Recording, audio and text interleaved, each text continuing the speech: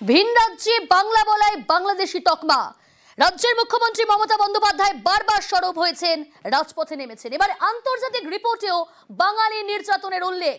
New ইয়র্কের মানবাধিকার সংস্থার রিপোর্টেও বাঙালি নির্যাতন, একাধিক বিজেপি শাসিত রাজ্যে হেনস্থা, অত্যাচার, বাঙালি হেনস্থার সরব নিউ ইয়র্কের হিউম্যান রাইটস ওয়াচ। আরো ডিটেল জানবো, সোমরাজ রয়েছে আমার সঙ্গে। সোমরাজ, বারবার মুখ্যমন্ত্রী মমতা বন্দ্যোপাধ্যায় সরব হয়েছেন, রাজপথে নেমেছেন যে ভিন রাজ্যে বাংলা বললেই বাংলাদেশি তকমা দিয়ে দেওয়া হচ্ছে, আর এবার আন্তর্জাতিক রিপোর্টেও বাঙালি নির্যাতনের উল্লেখ।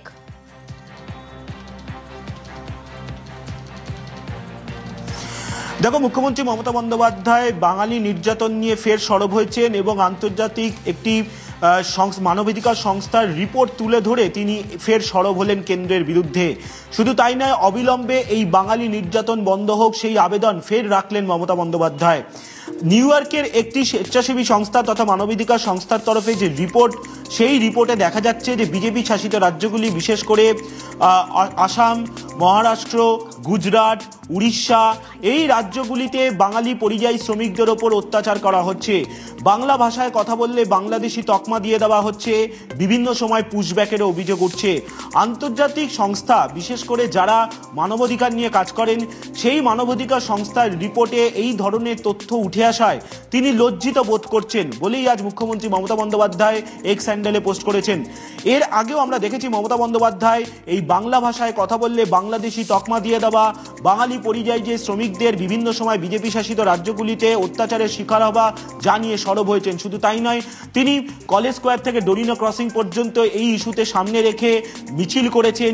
21শে জুলাইয়ের মঞ্চ থেকে তিনি ভাষা আন্দোলন গড়ে তুলবেন বলেও সরব হয়েছেন। আগামী দিনে বেশ কিছু কর্মসূচিও করবেন মমতা বন্দ্যোপাধ্যায় বলেও জানিয়েছেন। এবার আন্তর্জাতিক সংস্থার এই রিপোর্টকে তুলে ধরে কেন্দ্রকে ফের কড়া আক্রমণ করেছেন মুখ্যমন্ত্রী মমতা বন্দ্যোপাধ্যায় এবং অবিলম্বে এই বাঙালি নির্যাতন যাতে বন্ধ হয় তা নিয়েও আবেদন জানিয়েছেন মুখ্যমন্ত্রী মমতা বন্দ্যোপাধ্যায়। বেশ,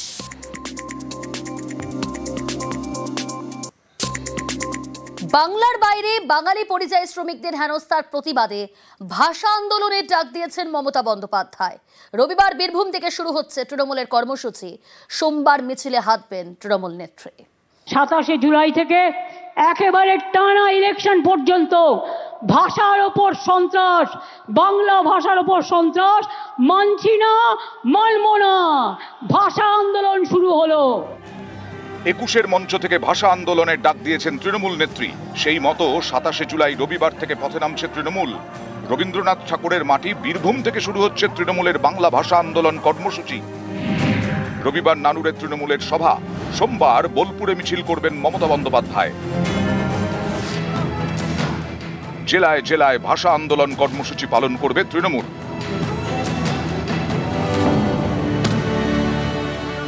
বাংলার বাইরে বাংলায় কথা বললেই বাংলাদেশি সন্দেহ, এ রাজ্যের পরিযায়ী শ্রমিকদের হেনস্থা, কাউকে আটক, কাউকে জোর করে পাঠিয়ে দেওয়া হচ্ছে বাংলাদেশে।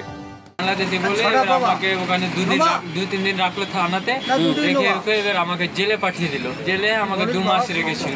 2 মাস রেখে পর আমাকে বেসেফের হাতে দিয়েছে। বেসেফ রাত্রে আমাকে পার করে দিয়েছে। আমার বাড়ি জালালপুর, ডিস্ট্রিক্ট হচ্ছে মালদা। এখন আমি বাংলাদেশে আছি।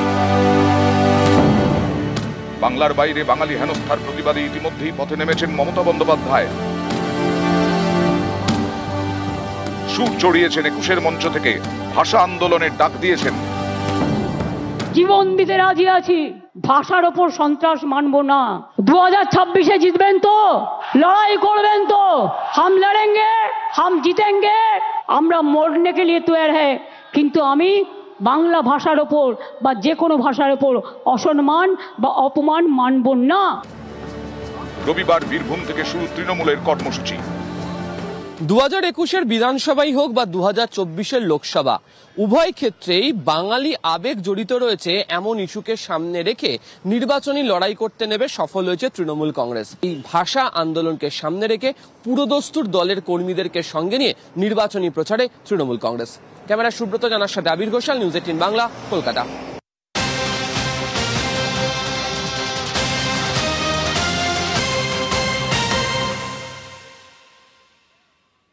রবিবার থেকে ভাষা আন্দোলনের তৃণমূল, বীরভূম থেকে শুরু ভাষা আন্দোলন। সোমবার শান্তিনিকেতনে ভাষা আন্দোলনের মিছিলে মমতা। বোলপুরে বৈঠকে তৃণমূল জেলা কমিটি বৈঠকে অনুব্রত কাজল, আশিস বন্দ্যোপাধ্যায় সহ জেলা নেতৃত্ব। টেলিফোন লাইনে রয়েছে প্রতিনিধি ইন্দ্রজিৎ, আরো ডিটেল জানাবেন ইন্দ্রজিৎ।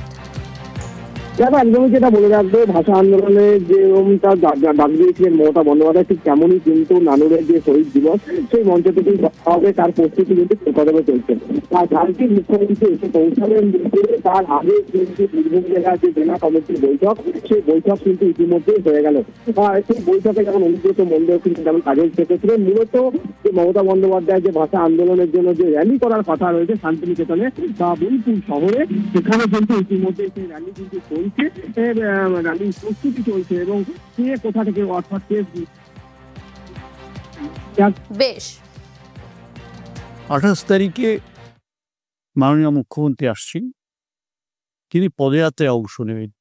বাংলা ভাষার আন্দোলন নানু দিবস থেকেই শুরু করতে হবে এবং এটা আমরা মনে করি আমাদের গর্ব, আমাদের অহংকার যে মাননীয় মুখ্যমন্ত্রী এই আন্দোলনের সূচনা করছেন এই রবীন্দ্রনাথের কর্মভূমি থেকে। নদিয়ার 107 পরিযায়ী শ্রমিককে উদ্ধার। 4 রাজ্যে বাংলাদেশি সন্দেহে আটকদের উদ্ধার। আটক 107 শ্রমিককে উদ্ধার কৃষ্ণনগর পুলিশ জেলার। ওড়িশা, হরিয়ানা, মহারাষ্ট্র, ছত্তিশগড় থেকে উদ্ধার। মহারাষ্ট্রে আটক 3 শ্রমিকের জন্যও যোগাযোগ। মহারাষ্ট্র পুলিশের সঙ্গে যোগাযোগ রাজ্য পুলিশের। নদিয়ার 107 পরিযায়ী শ্রমিককে উদ্ধার পুলিশের। গুড়গা হরিয়ানায় আমরা ওখানেতে 20 বছর থেকে থাকি। ওখানকার পুলিশ আসছে, বাংলাতে কথা বলছে, বাংলাদেশের উদ্দেশ্যে ধরে নিয়ে যাচ্ছে। আমার ভাইকেও ধরে নিয়ে গেছে। এই জন্যে আমার বাবাকে ফোন করেছি। আমার বাবা কালীগঞ্জ থানাতে কাগজপত্র নিয়ে গিয়ে তারপরে পুলিশের ঊর্ধ্বান্তে আমার ভাইকে ছাড়া দিচ্ছে। কেন ধরল আপনার ভাইকে? বাংলাতে কথা বললে ওরা বাংলাদেশের উদ্দেশ্যে ধরে নিয়েছে, বলছে তোরা বাংলাদেশি। আমি প্রশাসনের উদ্যোগে ছাড়া পেলাম। কালীগঞ্জ থানা থেকে কাগজপত্র পাঠিয়েছে, কথা বলে তারপরে ছাড়িয়েছে। আমি কর্মসংস্থানে দিল্লিতে এসেছিলাম কাজ করতে। তা আমাকে হরিয়ানা পুলিশ ধরেছিল আজ 6 দিন আগে। তা আমাদের টেহট্ট থানার যে আইসি আছেন ওনাকে ধন্যবাদ জানাই যে উনি আমাকে এটা কাগজ পাঠানোর পর আমাকে ছেড়ে দেয়। সবাইকে রিলিজ করা হয়েছে এখন, আর এটা আমরা অফিসিয়াল কমিউনিকেশন কে থ্রু আমরা এটা প্রসেস করছি, আর ডিএম অফিস কে থ্রু এটা ইনফরমেশন যাচ্ছে। আফটার ভেরিফিকেশন সবাইকে রিলিজ করা হয়েছে। আমরা ইনফরমেশন যখন যখন পাই আমরা সঙ্গে সঙ্গে ও ইনফরমেশন নিয়ে কনসার্ন যেখানে ডিটেইন করা হচ্ছে ওখানে আমরা কমিউনিকেট করছি। যদি কোনো সমস্যা করে সঙ্গে থানায় যোগাযোগ করে। হ্যাঁ, সঙ্গে সঙ্গে থানায় ওনারা যোগাযোগ করতে পারে।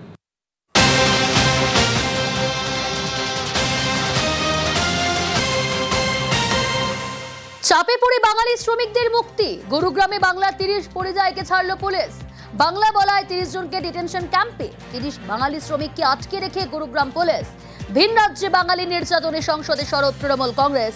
গতকালই মুক্তি গুরুগ্রামে আটক 30 জন বাঙালি শ্রমিককে। अब यहाँ पे काम करते हैं? हाँ जी। हाँ, कितने लोगों को आके रखे थे यहाँ पे?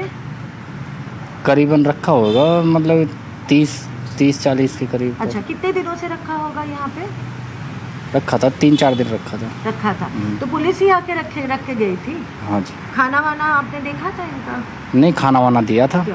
इसमें सिर्फ लड़के थे या मतलब औरतें भी थी? नहीं, लड़के देखे थे जी हमने तो। औरतें भी थी?